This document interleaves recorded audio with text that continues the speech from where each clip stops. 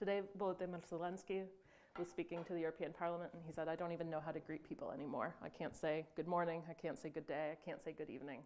So on behalf of the IWM, welcome here tonight. We're very glad you're here. I'm Catherine Younger, the research director of our program, Ukraine and European Dialogue. This evening, we have the pleasure to hear from Serhii Plokhii, but before I introduce him, I would like to turn the floor over to Dariusz Stola, a member of the IWM board, to say a couple words. Good evening, ladies and gentlemen. I would like to welcome you on behalf of the acting director of the Institute, who's unable to join us today. I welcome those who are here, those who are joining us online on this unique lecture. It makes part of the Institute's series of monthly lectures, but it's unique because of the circumstances and the topic it covers. Against the background of this dramatic events, the war unfolding in Ukraine, the most dramatic moment in Ukrainian and European history for decades. We have the privilege of hosting Professor Serhii Plokhii, an expert, leading expert in the history of Ukraine and Eastern Europe. Catherine will introduce our speaker and the topic of our lecture today.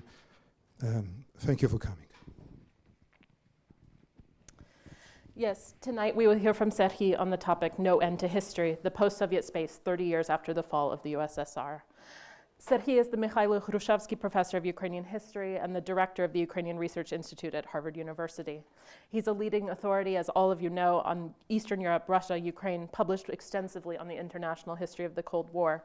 His award-winning books include, I will just show you two here from our small library collection, The Gates of Europe, which I use to teach Ukrainian history. Everyone uses to teach Ukrainian history. If you want a primer, this is the one to do. And The Front Line, Essays on Ukraine's Past and Present, recently published a series of pieces that can serve in a certain sense as a companion to The Gates of Europe, essays with Serhii's reflections on Ukrainian history more broadly. Serhii, we are really grateful that you're willing to speak to us tonight, to share your insights with all of us. 30 years after the fall of the USSR looks a little differently than it did when we decided on the topic of this lecture. So I really appreciate you being willing to do it. Thank you. The floor is yours. Well, thank you. Thanks a lot for Dariusz for this introduction on behalf of the Institute, and thanks Kate for the invitation and introduction as well. It's my distinct pleasure to be here today. The last time I spoke in front of audience that gathered in this room was very different time.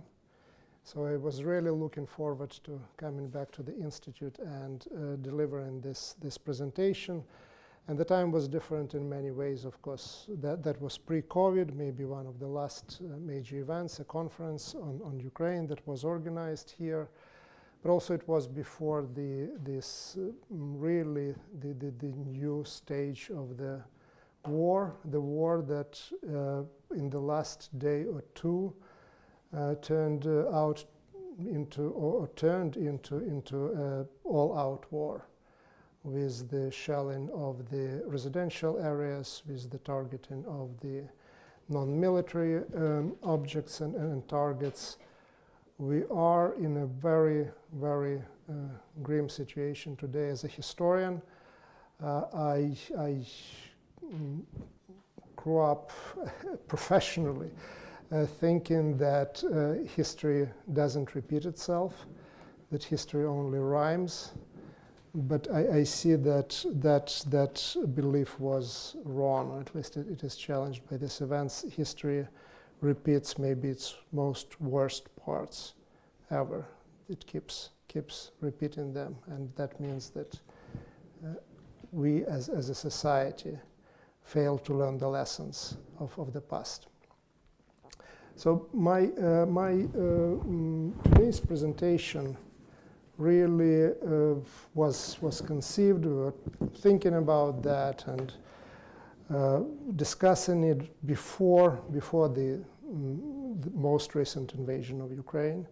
So it was an attempt to look at the post-Soviet space 30 years after the fall of the Soviet Union. Of course, in December there was an anniversary December was the month of the fall of the Soviet Union for a reason, because on December 1st, 1991, a referendum took part in Ukraine where 92% of Ukrainians, or those who took part in the referendum, and the vote was massive, voted for independence of their country. So Ukraine was central really for that story 30 years ago. And unfortunately, Ukraine remains to be central today for numerous reasons, but one of them is that any project of rebuilding in any form the Greater Russia or the former Soviet Union, or creating sphere of influence, really depends on Ukraine, which happened to be the second largest republic in the Soviet Union, and now the second largest post-Soviet space in terms of its population and in terms of its economic potential. But I will start certainly in happier days of 1991, which was really a year of miracles. Really the year when the Cold War ended in more than one ways. So the Soviet Union gave permission, approval, didn't use it veto in the Security Council in the United Nations vis-a-vis the actions against Iraq. The Soviet Union miraculously ended its existence, not in the midst of a nuclear and global war, as many were afraid through the good part of the Cold War, but peacefully. And there were tensions and there were military conflicts, but there was no major war on the horizon, either between East and West, or no one expected a major conflict happening in post-Soviet space on the scale of the one that we have today. Well, the mood of the time was reflected certainly by the statements, articles, people like Francis Fukuyama, who was writing that the end of the Cold War and the Soviet collapse were really the end of history as such, I quote. That is the end point of mankind's ideological evolution and the universalization of Western liberal democracy as the final form of human government. But this belief in the end of history as we know it was not limited only to Fukuyama's writings and statements.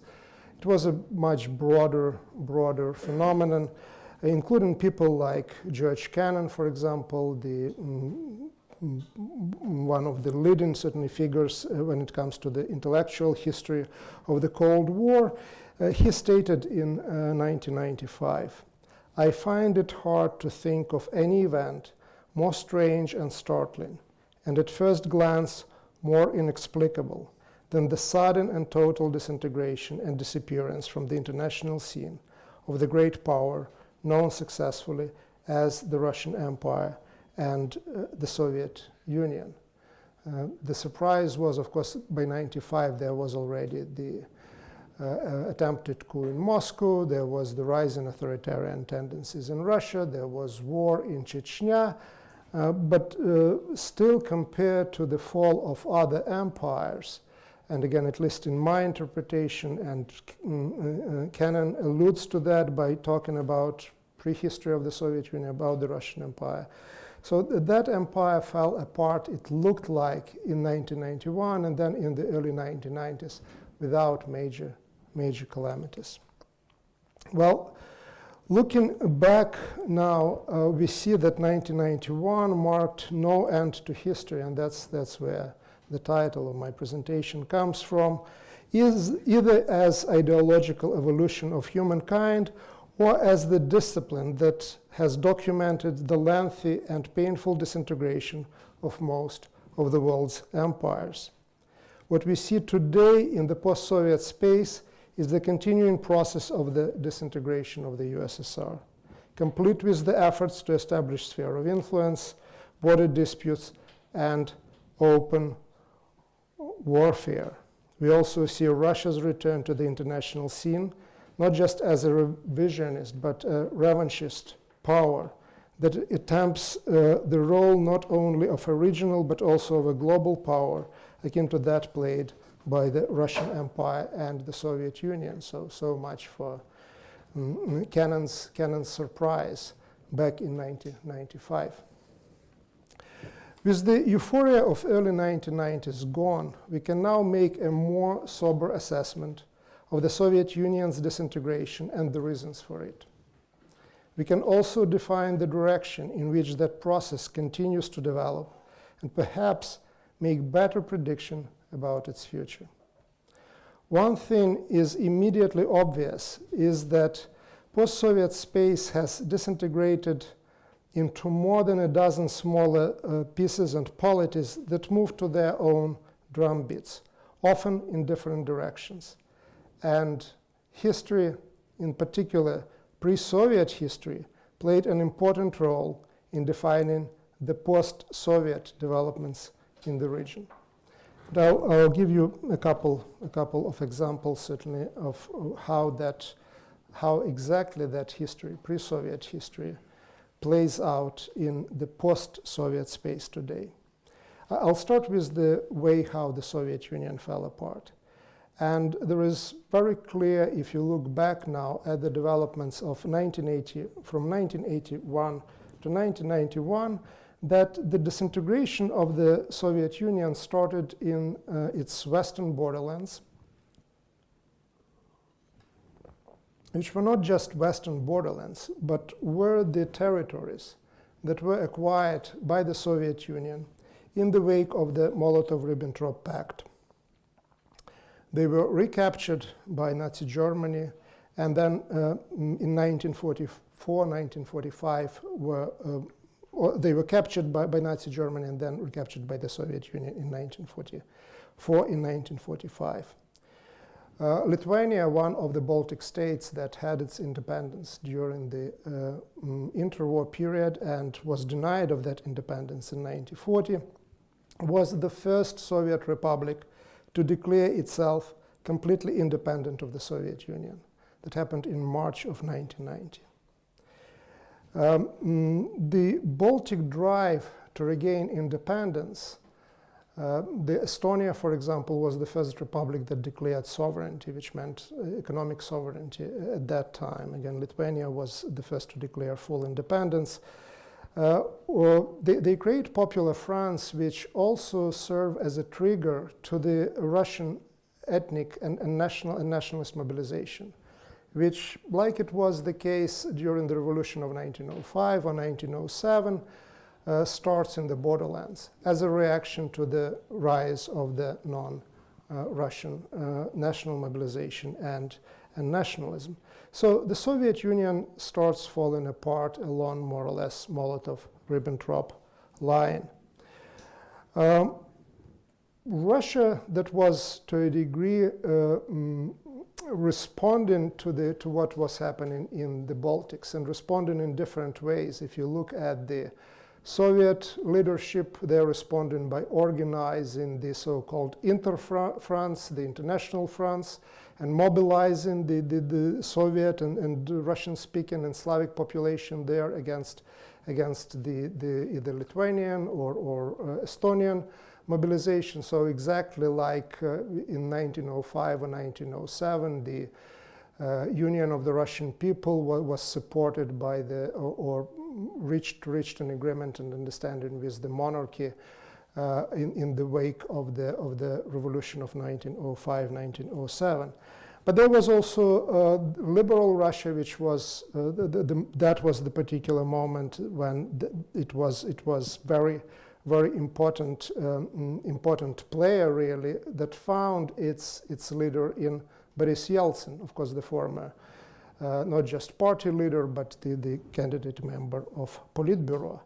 So Russian road to the separation from the Union, to the declaration of sovereignty, and Russia declared sovereignty actually a few weeks, months, it seems to me, before Ukraine in 1990, was of a different nature from the kind of mobilization that was happening in the Baltic states. Again, if talking about the Baltic states, I'm making these links and connections and allusions to Molotov-Ribbentrop and what was happening during the interwar period. In Russian case, it's an interesting amalgam of things that come together to elect first Yeltsin as the Speaker of the Russian Parliament, and then really spearhead that movement toward sovereignty, not independence. Again, sovereignty in the context of the time meant that the laws of a particular republic had priority over the laws of the Union. So the Republican Parliament could pass its laws that would either ignore or reverse the laws that would be introduced by the center. So what that meant in the Russian context, and who brought the change to the fore? It was the combination of the liberal forces. Again, Gaidar would be one representative of them, and Sobchak, the former boss at that time of Vladimir Putin. But there was also the nationalists, again represented mostly by writers' union, like it was the case almost in every other republic. And the idea there was about in one way or another, about the Russia that would be separate from the Union, because the Union as an empire, in case of other empires of the 20th century, was too costly of an enterprise. For the writers that were more or less in the mode of Solzhenitsyn, the idea was that Russia really shouldn't be kept responsible for the communist crimes, because Russia was one of the victims itself. And of course, for liberal elite, especially later, the price of the empire, of the supporting economically, especially Central Asian republics, was too high.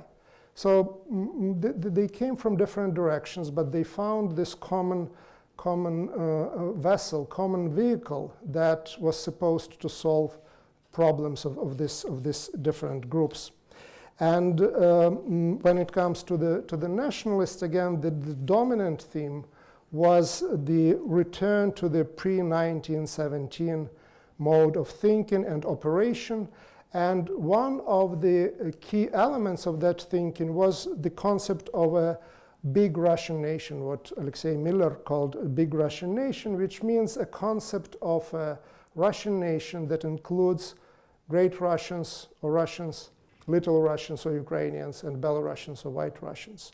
So in that sense, rejecting the Soviet era recognition of those nations as separate nations, endowed with their own territory, institutions, and so on and so forth. So this is something that really echoes, not just echoes, but is one of the central piece of the Putin's thinking at that time, and his attempt of justification of war on Ukraine that is happening today.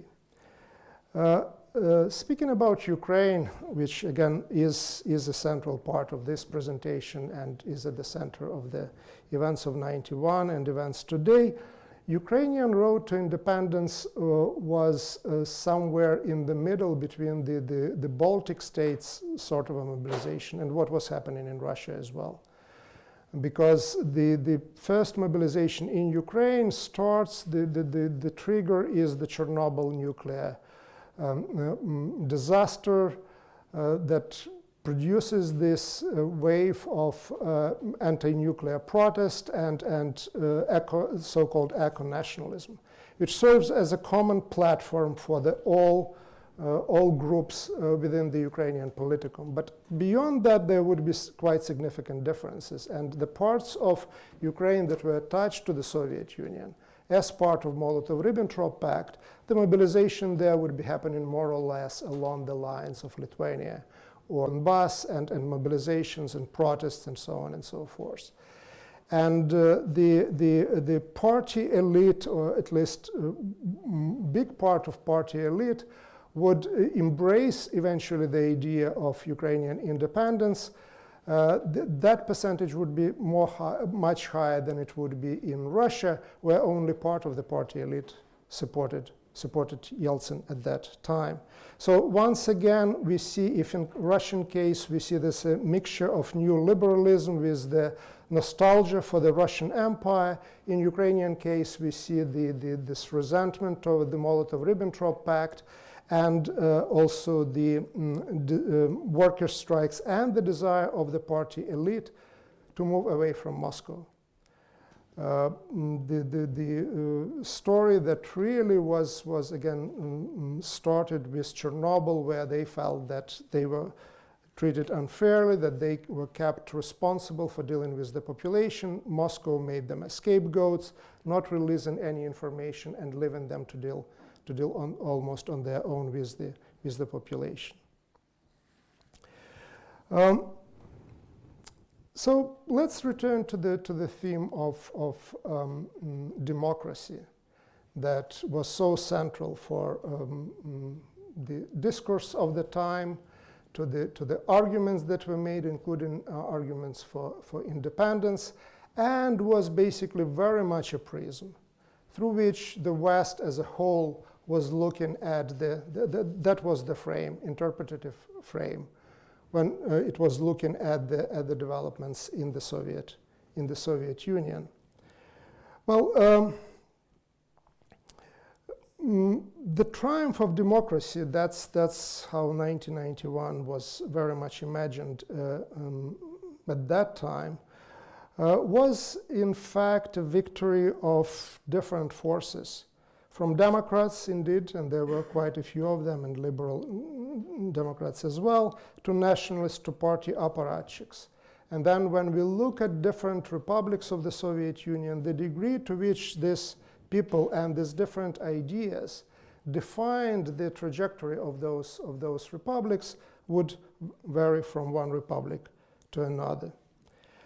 And again, once again, history played an important role in this either democratic or not democratic development of each of the republics.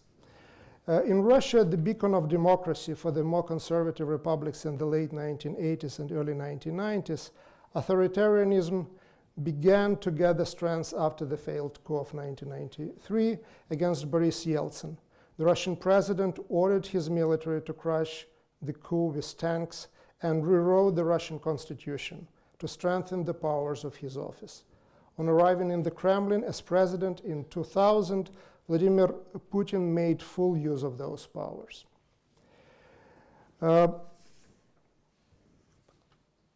Democracy was fully successful only in the Baltic states, where it turned out to be more durable and resistant to authoritarian pressures than even in the countries of the former East European communist bloc, and most notably Hungary and Poland.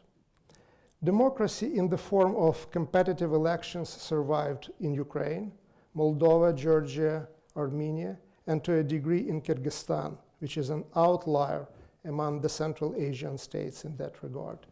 It never took off in the rest of the Central Asia, including Kazakhstan, Uzbekistan, Turkmenistan, and Tajikistan. Numerous indexes of democratic development invariably put the three Baltic states far ahead of the other post-Soviet countries. The Bertelsmann Transformation Index divides them into three categories. Ukraine, with a score of 6.81, is followed by Armenia, Georgia, Kyrgyzstan, and Moldova in the so-called limited democracy camp. Russia, scoring 5.3, leads, quote unquote, the very limited democracy group. And this is just certainly a very interesting language that is being used. Very limited democracy group. Is it C minus or D plus? That's remained to be decided by those who read that language invented not to offend anybody. It is followed by Kazakhstan, Belarus, Azerbaijan, and Uzbekistan. At the bottom are Tajikistan and Turkmenistan with respective scores of 3.32 and 2.71. And there, the political correctness fails the authors of the Bertelsmann Transformation Index. They're called failed democracy camp. Contrary to expectations of 1991, democracy failed to encompass most of the former Soviet Union. But there is also another thing that is very often overlooked today, that is, if you look at the post-Soviet space from the perspective of 1991, even today, despite the rise of authoritarian regimes and authoritarian tendencies, there are more liberty in the region as a whole, with, of course, huge exceptions than there was back in maybe 1986, 87, 89, before the start of Gorbachev's reforms. Today, at least, people are not arrested for the telling jokes or discussing different scenarios in their kitchens, which certainly was the case until the last years of the Soviet Union. So I'm just saying that again, only lazy would not somehow criticize Francis Fukuyama, but again, in a certain way, again, in terms of the democratic development, there is a major rollout or there is a major backing of the democratic achievements of the 1990s, but still we are better off than we were back then.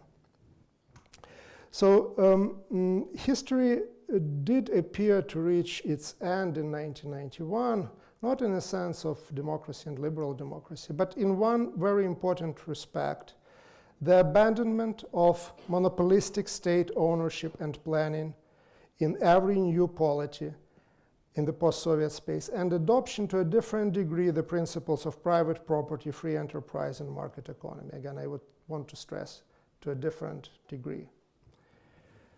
The rule of law is a very different part of the story. Heavy state regulation and manipulation accompanied by corruption became the ever-present feature of the economic life in the region. Once again, the Baltic states are the only exception to this general rule. Their democracy and the rule of law go hand in hand with the highest GDP per capita in the post-Soviet space. In 2020, Estonia led with $23,000 per annum. Where democracy is not accompanied by the rule of law, the economic transformation of the last 30 years has produced less than modest results. Ukraine, with the highest level of democratic development, is close to the bottom of the list of post-Soviet countries with a mere 3,500 GDP per capita. The same applies in different degrees to other countries of the quote-unquote limited democracy group, Georgia, Moldova, and Armenia, whose 2020 GDP per capita was less than $4,500.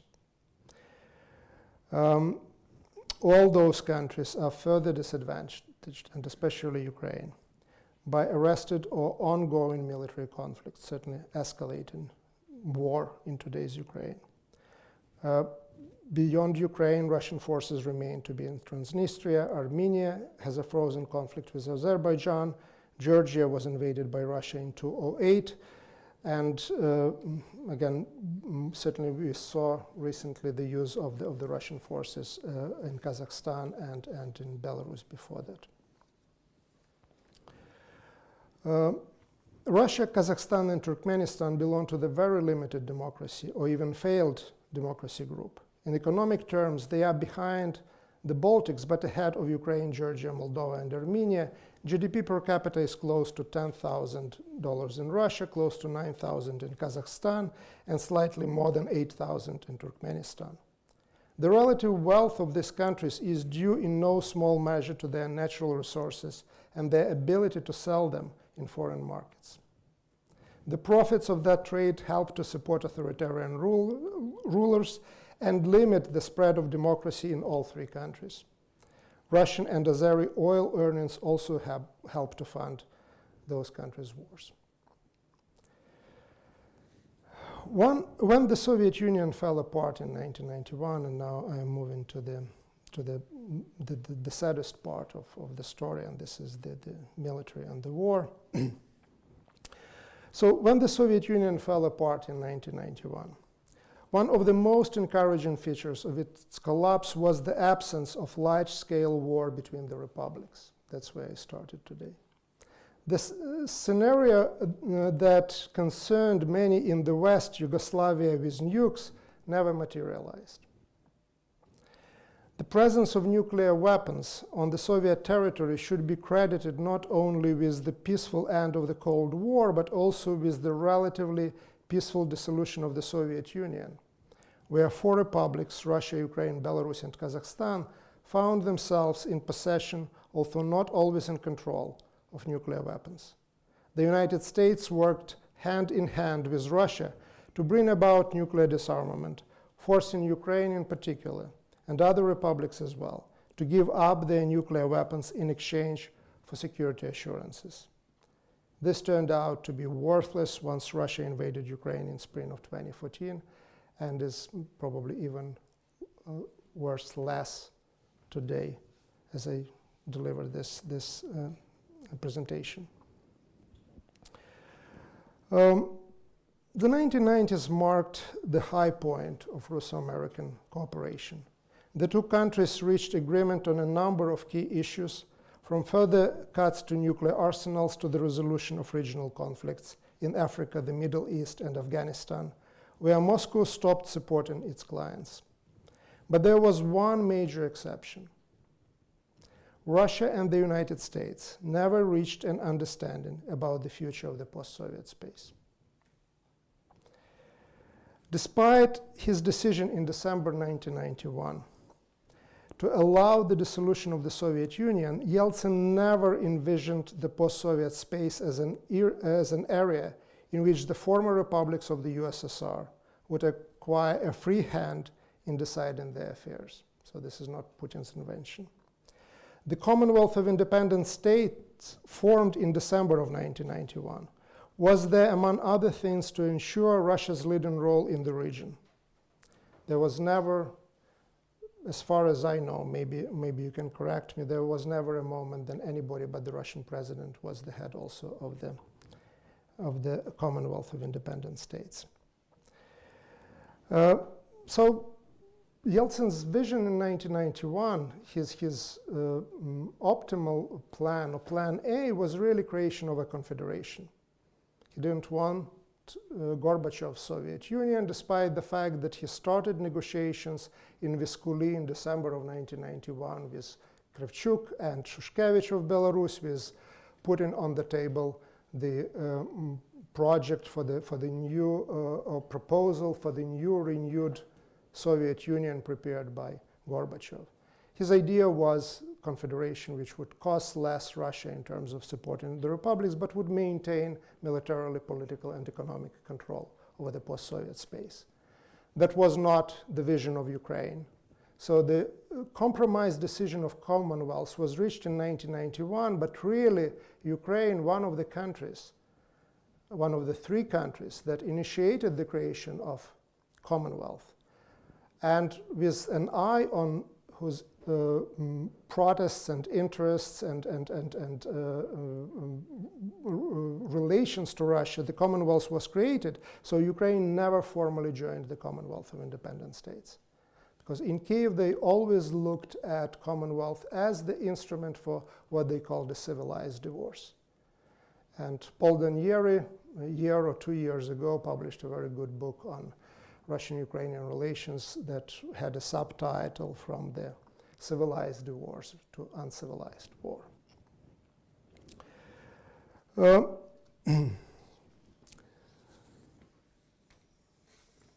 Ukraine found itself at the very center of the battle for full sovereignty of the republics, something that corresponded also at that time to the American vision of what should happen in the post-Soviet space.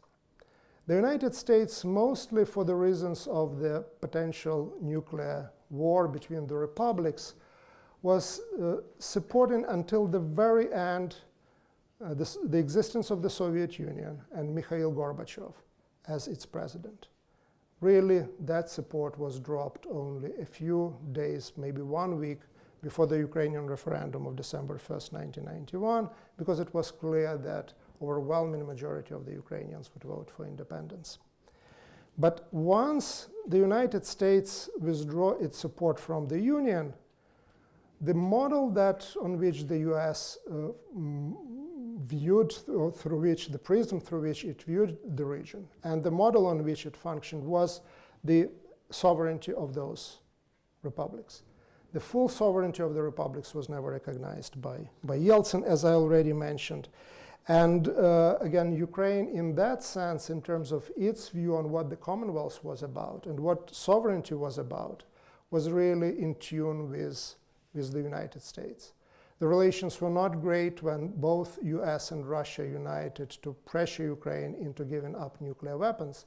But other than that, in terms of the more or less broad philosophical understanding of what should happen in the post-Soviet space, meaning of the sovereignty, that sovereignty is not limited but real one, there has been a lot of commonality in the American and Ukrainian view on the future of the post-Soviet space.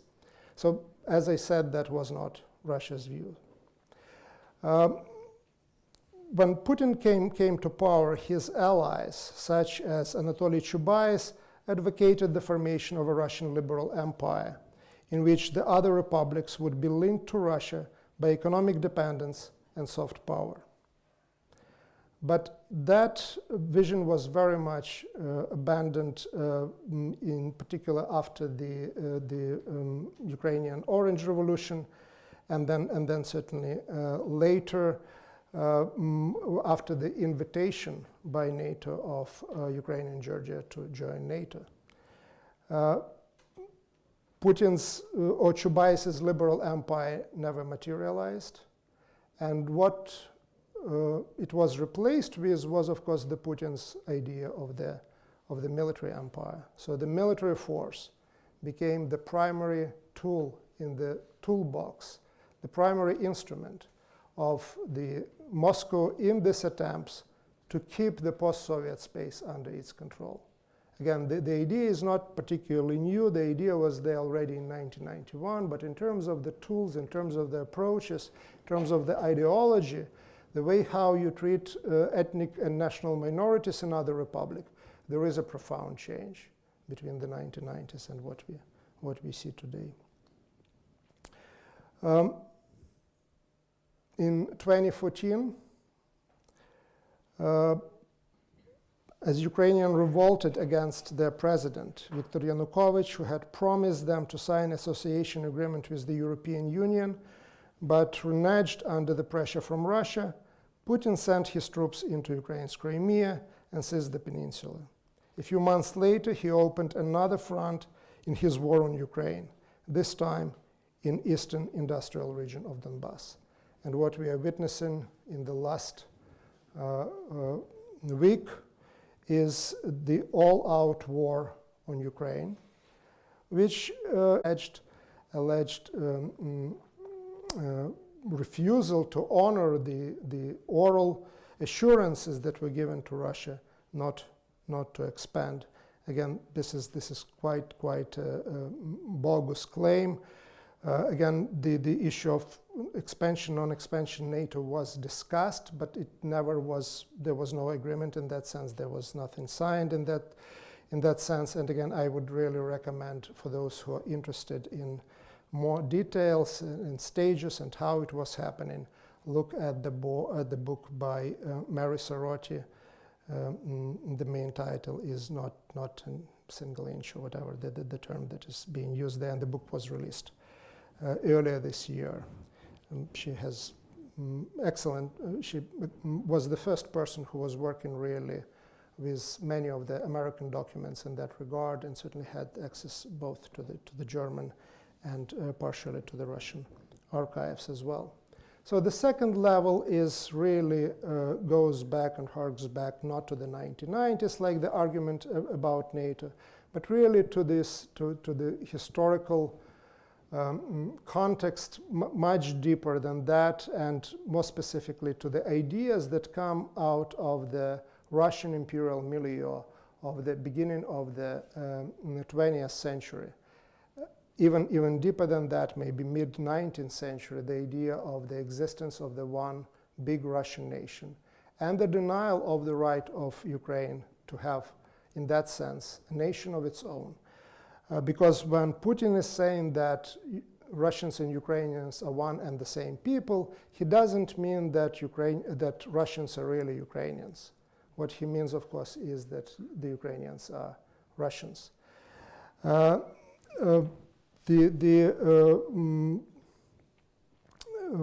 thing that really amazes probably anyone who knows that history and knows that background, historians in particular, is that conservative vision, that conservative utopia is something that Vladimir Putin clearly believes in. And it's also very clear how much power he has acquired today in today's Russia.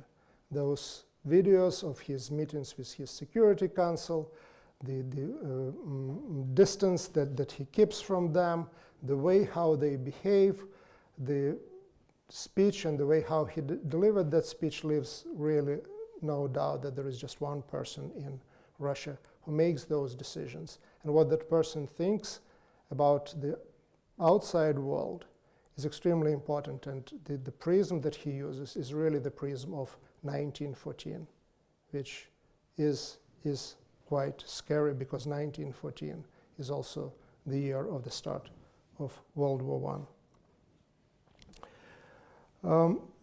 In terms of the historical context and broader historical parallels of what is happening today in Ukraine, there has been a number of parallels made really not with the start of World War I, but with the years leading to World War II. And some people, including in Russia, like Professor Zubov, would lose their jobs for comparing the Russian takeover and annexation of the Crimea to the Anschluss, and then also drawing parallels between what is happening. Again, that's not Zubov, but that's another theme that is certainly present in the commentary of historians, drawing parallels between the partitioning of Czechoslovakia using the ethnic and national minorities and what has been happening in Ukraine before. But the closest parallels to the last stage of the war, this active warfare, is probably closest to the Germany's attack on Poland, and then Stalin joined in, certainly from the other side, from the eastern borders of Poland. The question is whether this historical roots of the developments that I just described, or the parallels that I was drawing, whether they are of any practical use, if this is, or practical use if this is just more than exercise of purely historical nature. Well, I want to believe that history, despite the fact that it has this tendency to repeat the darkest moment, the darkest dates of the past, also has some application and can be used as a form of a guidance for the future. And if the parallels between the start of World War II and what is happening today in Ukraine in particular are correct, and I believe they are correct, one lesson that certainly we should learn is that the appeasement doesn't work. That was certainly the belief of many after the annexation of the Crimea, that it was just an exception. There were really concerted attempts on the part of Europe in particular to overlook what was happening in Donbass as well. But the appeasement only whets the appetite of the aggressor.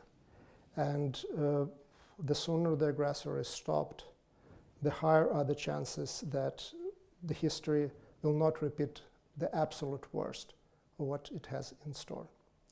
Thank you very much for your attention.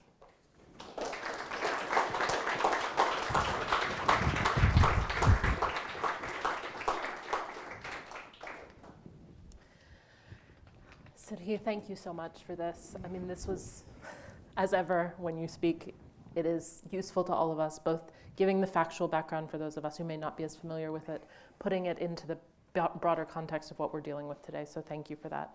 We do now have time for questions. How we will proceed is we will collect 3. A microphone will be brought around.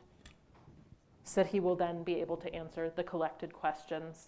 We really do ask you, because there are lots of people here and there are lots of things to discuss right now, short questions rather than statements. Thank you very much for understanding.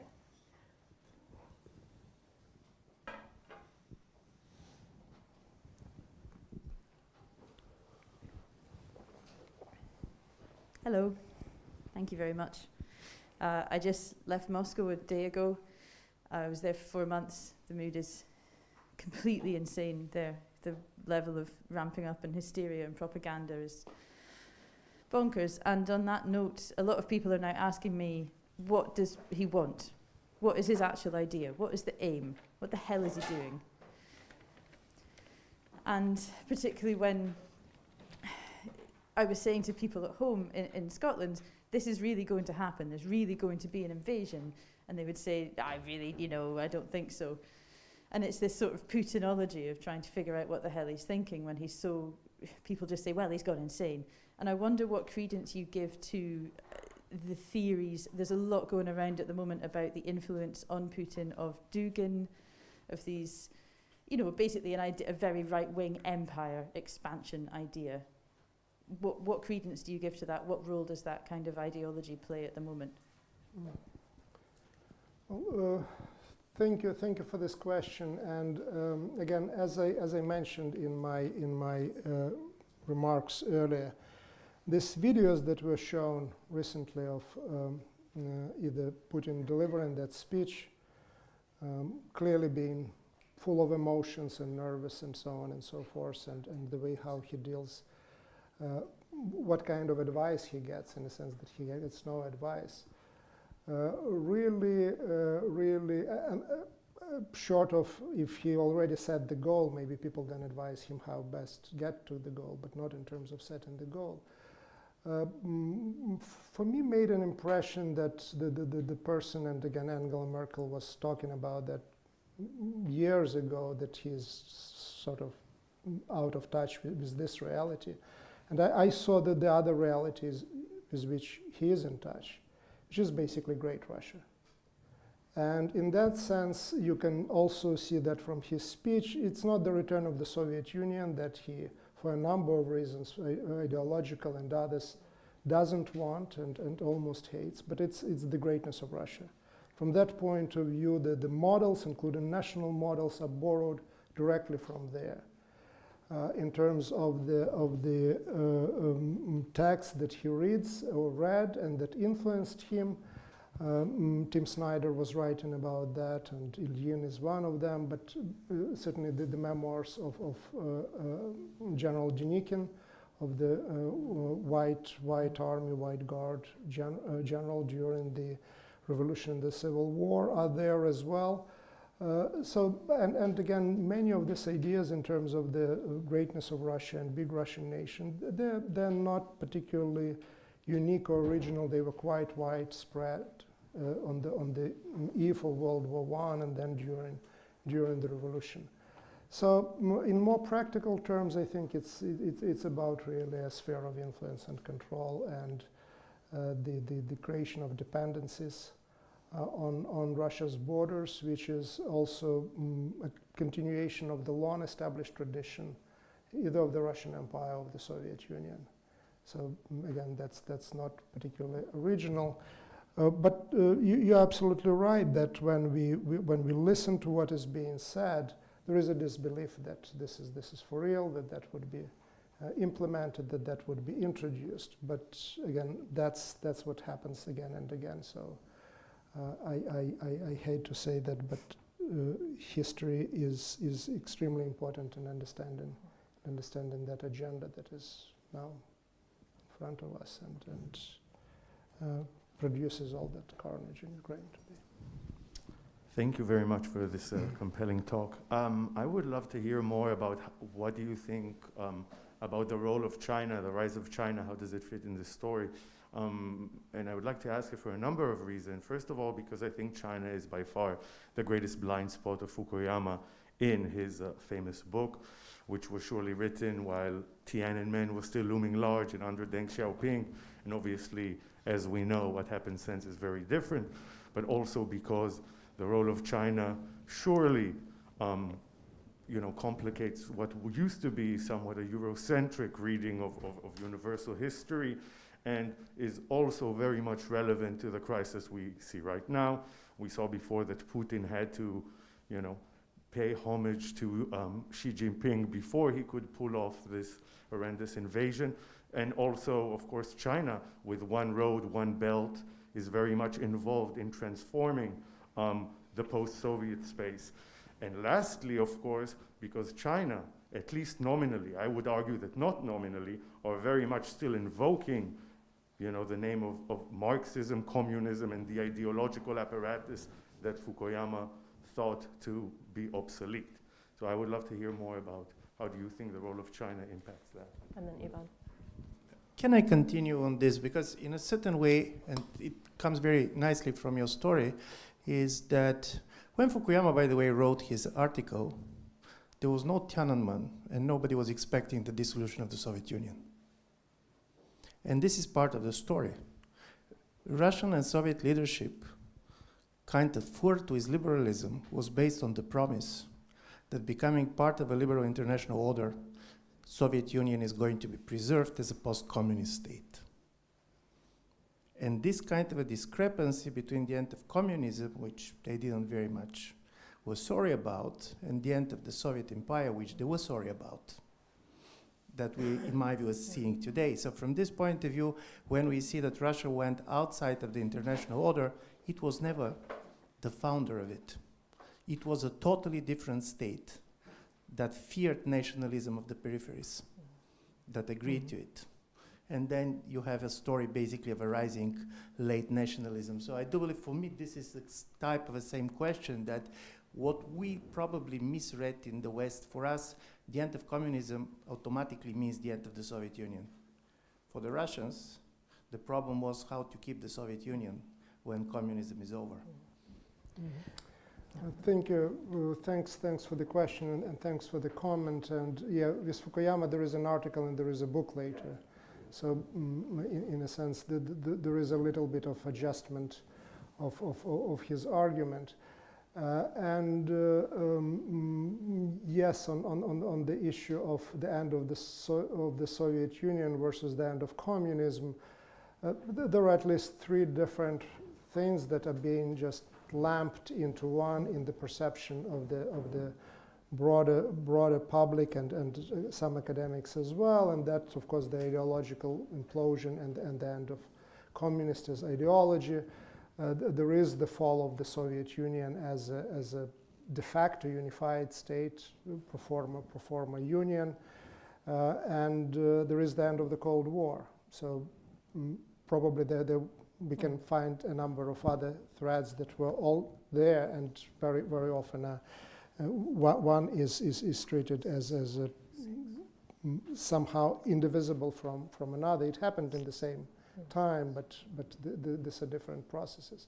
Now, more specifically on China, I'll tell you what I already have in my paper, and I skipped for the sake of time, but that gives me an opportunity to bring it back.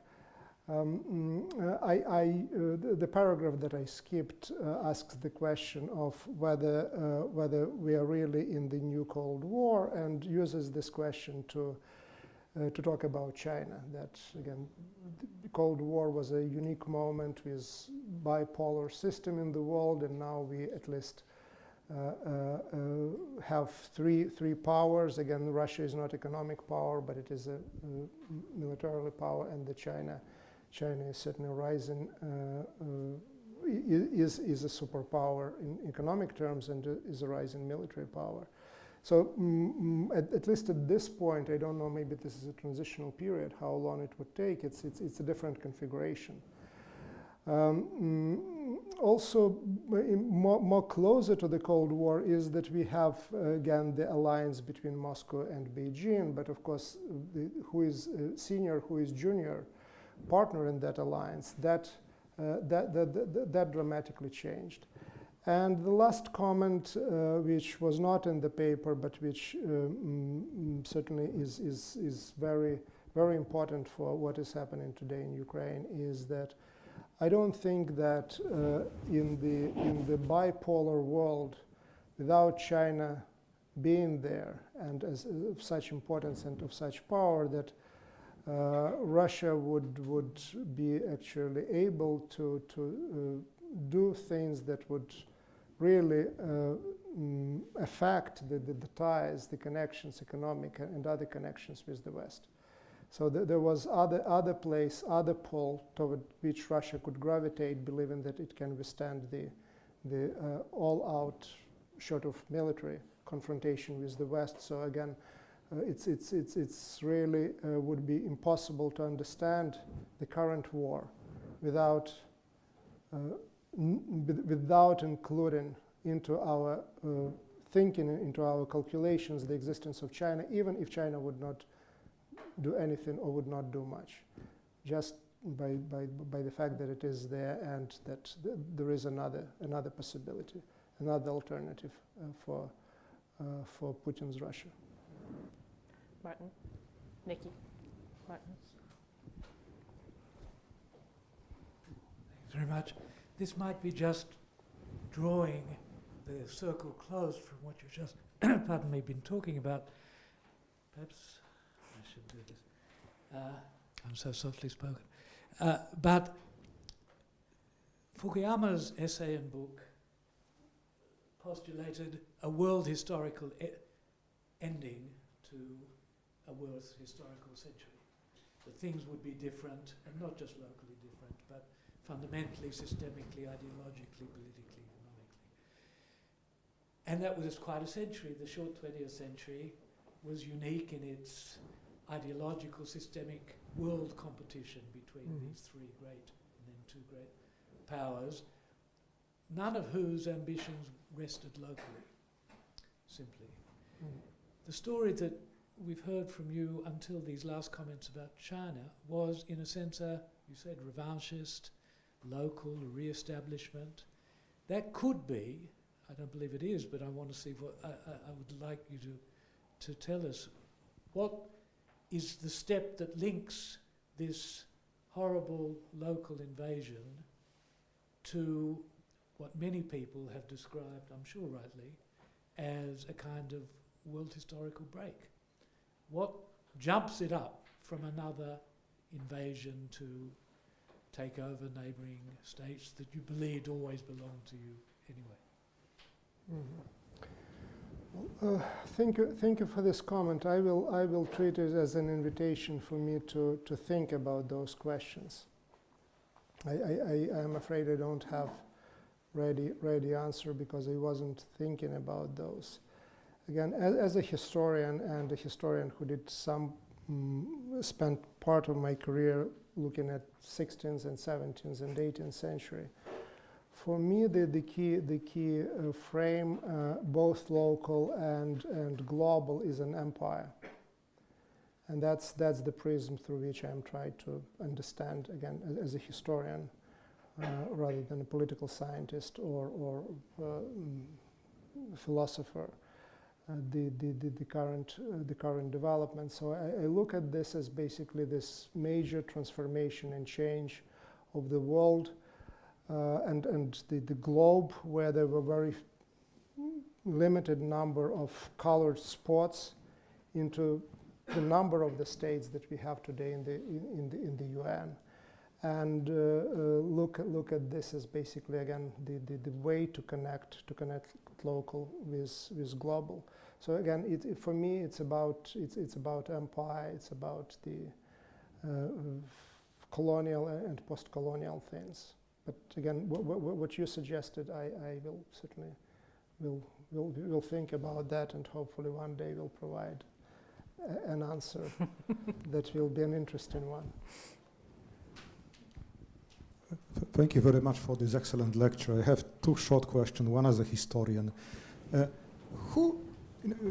Mr. Putin is famous for the long history lectures he delivers to international public. A week ago, 2 years ago, I remember one on the history of Poland, actually. What kind of history? Where does it come from? I don't mean who are the ghostwriters, but who are the historians who wrote the history that he delivers? If you were to make footnotes to his lectures, what would be there? And the second one, what is the place of the Brest-Litovsk Treaty in the narrative that you have presented, the longer story of the Russian Empire? Thank you. In terms of the footnotes, again, there are quite specific ones. I was able to locate some of them, and again, Denikin is one of them, and Tim Snyder was finding others like Ilyin. So there are these very direct links. But my personal, at least, understanding of that is that there is a continuity. It's not just that there is a jump back to 1917 or 1914, and that continuity in the Russian thinking about the empire, about the big Russian nation is, and Russia and Russian identity is Solzhenitsyn. Someone who is, of course, also just got a lot of attention from Putin on a number of levels during his life, and then after his death. And Solzhenitsyn was trying to adjust the old imperial paradigms to this new reality that was brought by the Soviet Union. So he was admitting the existence of different nations, but was saying that they are brotherly ones, and was absolutely writing in 1980 or 1981, was talking about the possibility of the Russian-Ukrainian war and saying that he would never actually take part in that in one way or another. He was of mixed background. So in that sense, but that's a continuity that goes through the Soviet period. So that line was not connected. Was not cut altogether. Another institutional line is, of course, the Russian Orthodox Church, that never it changed its name into the All-Union Orthodox Church or anything of that kind. So Russia and Rus and Russia is one and the same for them. So digging deeper, again, almost all Russian historiography before 1917, and then in immigration, and then it influenced the American and British and other historiography. It comes from Khrushchevsky. So that's the foundation, and then Milyukov takes it in one direction, and there would be Pokrovsky who takes it in the Marxist direction, and there would be people in immigration. But again, that would be the founding stone of the historical thinking of the Imperial Russia as it enters the 20th century, and then there would be different variations from there. In terms of Brest-Litovsk, and again now the question is about the history rather than, or at least my understanding and my perception of it. Well, it's an extremely important moment in certainly of the history of the post-Soviet space. I would say on par, or maybe even more important than Molotov-Ribbentrop Pact and what happened as the result of that. Because what you see, it's a culmination. What you see there, it's a culmination of the policies that were implemented by different empires in the course of World War I. The idea was to cross the borders, to work with the minorities, religious, ethnic, and otherwise, and try to weaponize them. And try to weaponize the idea of the sovereignty and independence. And eventually, of course, that acquires legitimacy with Wilson 14 points. But the Brest-Litovsk peace brings the German forces into the area exactly with this goal of weaponizing the nationalities and with the idea of the actual legitimacy of the anti-imperial struggle and creation of a nation state. And during the revolution, the most stable existence, for example, of Ukraine is during the German military occupation between the early spring of 1918 and then December of 1918. It seems to me 3 or 4 universities are being founded at that time.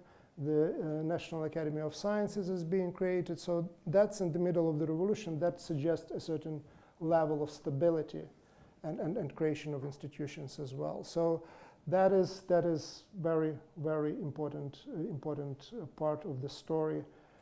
Again, as I said, at least on par with Molotov-Ribbentrop Pact, or maybe even important given the kind of ideas that is being used. In Belarus, they're trying to create the same, but they have less material to work with in terms of the already existing clearly articulated Belarusian national identity, institutions, and so on and so forth. But in Ukraine, they certainly get that.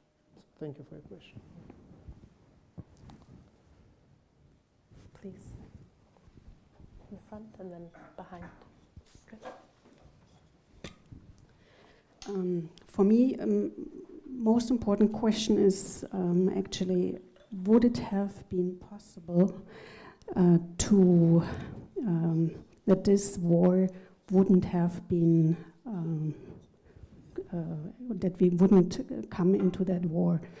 And 2 points for me are important where I would have and like to get your question to your answer. The first thing is the Minsk contract, Minsk II contract, where basically neither from the Russians, but of course it is not their task, but also not from the Ukrainians, it was not fulfilled. So basically it was nothing done. And in 2018, basically from Zelensky, no pension, no salaries, nothing was paid. And there was, without the help of the Russians, basically, it would be a disaster in the Donbass and that region. And the second question is your opinion about the independency. Why wouldn't it be possible to have the Ukraine as independent country? You mean neutrality, yes? Yes, okay, thank you. And then behind you. We'll keep collecting a few. Sure. A very tough question. You mentioned the historical lesson of that appeasement does not work. My question is, how can this lesson be applied in the view of the reality of mutually assured destruction by nuclear weapons? Do you see any chance that the economic sanctions will have any short-term effect and will be able to push back this imperial agenda of Putin?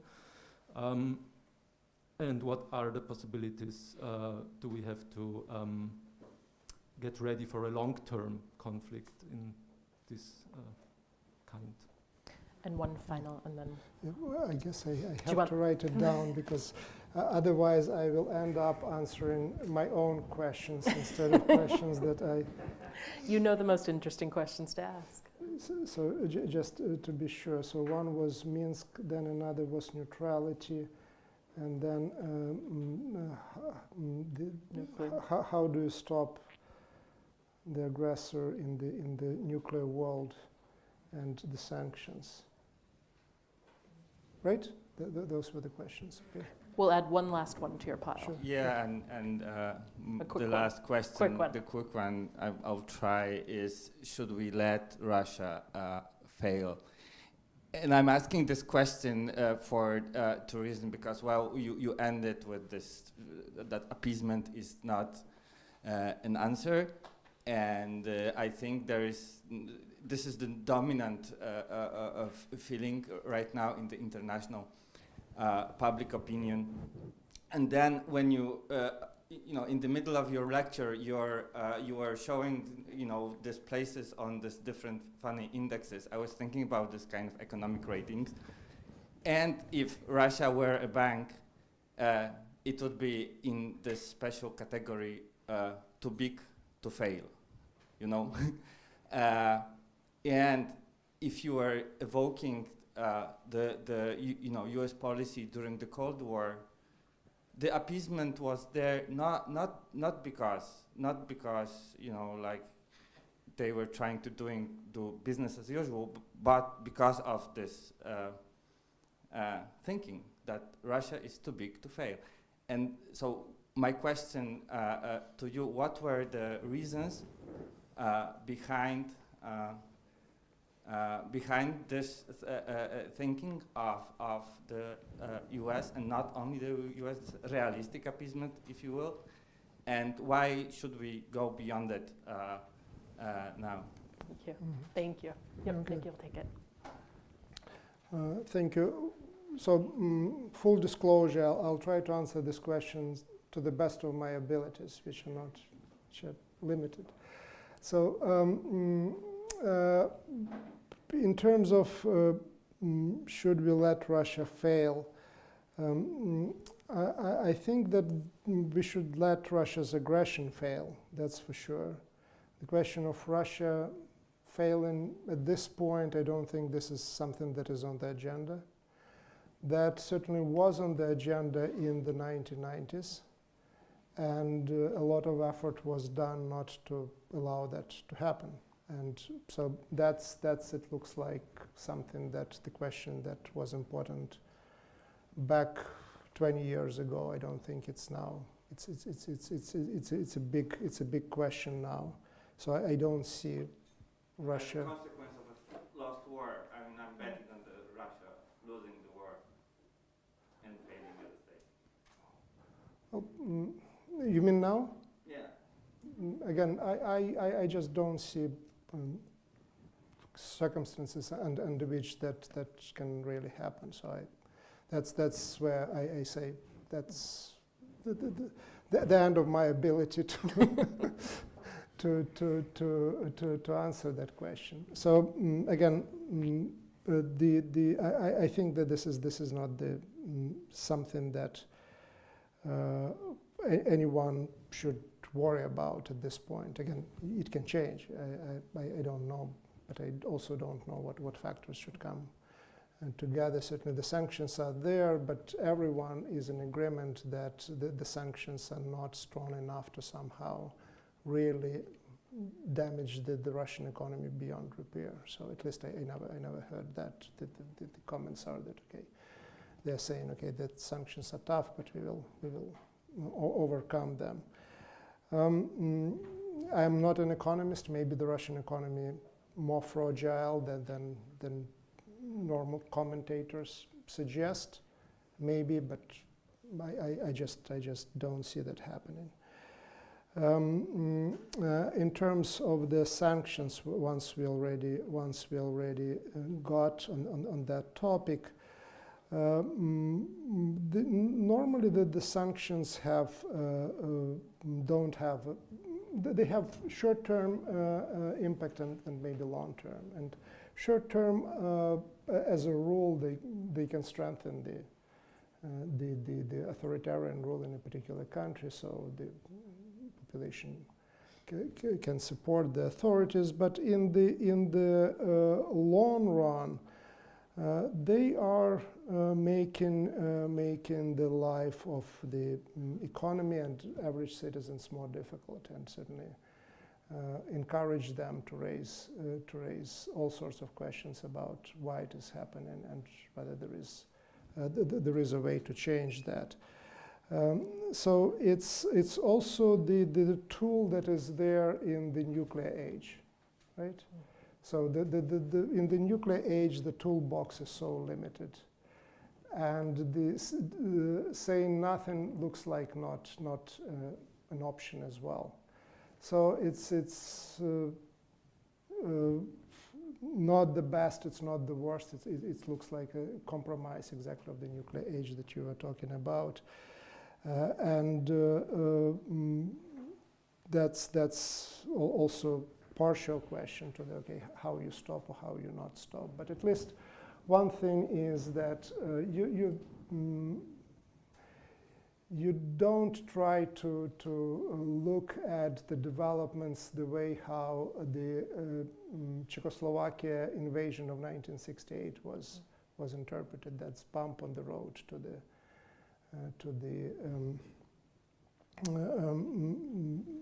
detente. So that's you actually pay attention and you react. And you don't fund aggression. Yeah? Something very, very important thing today when we think about trade, when we think about the dependence on gas, when we think about other things. Yeah, it's difficult. It's harmful. But again, in the situation where the geopolitics are really are in the driving seat, the economy, one way or another, has to follow them as well. So again, broad answer, maybe not specific enough, but that's in terms of the Minsk and neutrality. What is happening with Minsk is that the Minsk agreements are signed at the gunpoint after the two Ukrainian defeats, first in 2014 and then in 2015. They're dictated by Russia with the goal of really arresting the development of Ukraine, given the power to the particular enclaves, provinces, to veto foreign policy. So please name me one functioning country where the enclave that would be controlled by other power would have a veto power of any decisions made by the center. So that's what the Minsk agreements were. Now, going into detail, there was the question that was never resolved. Ukraine was saying, okay, we are prepared to implement them, but we are not going to have elections on the territory over which we have no jurisdiction. So please remove your armed forces from there. Let us take control over the border. They will be our sovereign territory, not just only de jure, but also de facto, and we will conduct our elections. The Russian position was, no, you conduct elections under the current circumstances, and then we will give you the border. So the two sides never really agreed on what should come first. And again, the Ukrainian position I just explained to you, because that's the recipe for the failed state. In terms of neutrality, this is on surface a very attractive idea, and I don't exclude that that can be one of the outcomes in terms of the current war. But I don't think that neutrality will, if it comes, that it would bear more weight than the Minsk Memorandum agreements about the sovereignty, the assurances of sovereignty and territorial integrity of Ukraine. The reason for that is basically in motivation that was given and justification that was given to the war by Vladimir Putin. So if you don't exist as a nation, what right do you have to exist, and what possibility can you, they can be to be neutral. For the country to be neutral, there has to be agreement on the part of the country and also the countries on its borders. And what we see today is basically that there is certainly no desire to recognize Ukraine as something legitimate or fully legitimate with full sovereignty, which is certainly different from Austrian situation, or different again from other cases like that. So again, I don't exclude that there will be another Budapest Memorandum type of agreement that would have that phrase there. But I really don't believe under the circumstances that not just the euro, but de facto that status can be achieved today. Serhii, thank you very much for answering all these questions. This has been really wonderful and very helpful to hear from you tonight. Before we go this evening, I do want to say that you will have another chance to hear from Serhii, who will be on stage with Tim Snyder on March 11th, back here in the library. Again, we will be talking Ukraine, what's at stake, what's happening. 10 days from now, we'll see. We'll talk. Thank you. Thank you.